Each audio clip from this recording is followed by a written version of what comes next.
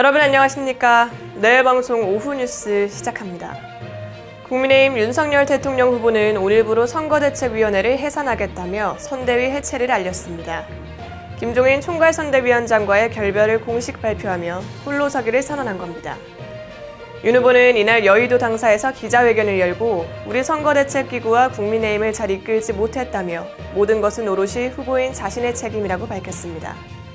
또 윤 후보는 가족과 관련한 문제로도 국민 여러분께 심려를 끼쳐 죄송하다며 회초리와 비판을 달게 받겠다고 전했습니다. 한국고용원은 내일부터 구직급여 수급자격 인정신청서 모바일 제출 서비스를 시행한다고 밝혔습니다. 고용복지플러스센터를 방문해 직접 서류를 내거나 컴퓨터를 통해서만 가능했던 신청 절차가 훨씬 간편해졌습니다. 스마트폰 고용보험 애플리케이션을 통해 수급자격 인정신청서를 낸 뒤 센터를 찾아 신분증 확인 등의 최소한의 신고 절차만 거치면 되는데요.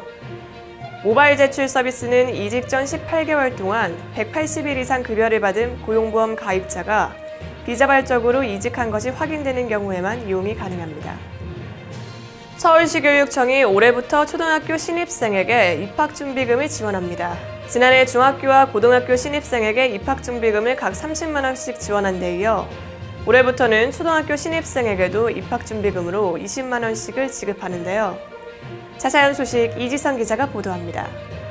서울시 교육청은 전국 최초로 올해부터 서울 관내 국공사립 초등학교와 특수학교 등에 입학하는 학생 약 6만 9,800명을 대상으로 입학지원금 20만 원을 준다고 5일 밝혔습니다.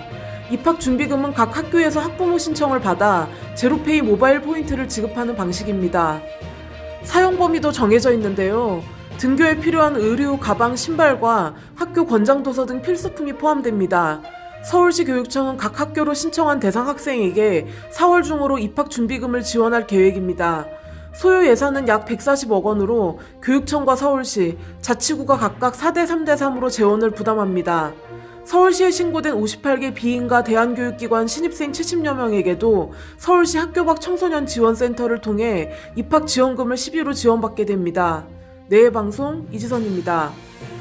법원은 백신 접종자와 미접종자의 확진자 발생률에는 큰 차이가 없다는 점을 근거로 학원과 독서실, 스터디 카페 등 일부 시설의 방역 패스 적용을 일시 중단한다는 결정을 내렸습니다. 반면 정부는 같은 통계 자료를 두고 백신 접종의 효과성을 보여주는 결과라며 상반된 해석을 내놨는데요. 같은 통계 자료를 놓고 팽팽하게 대립되는 법원과 정부의 주장에 국민들의 혼란이 불가피해 보입니다. 뉴스 마치겠습니다. 시청해주신 여러분 고맙습니다.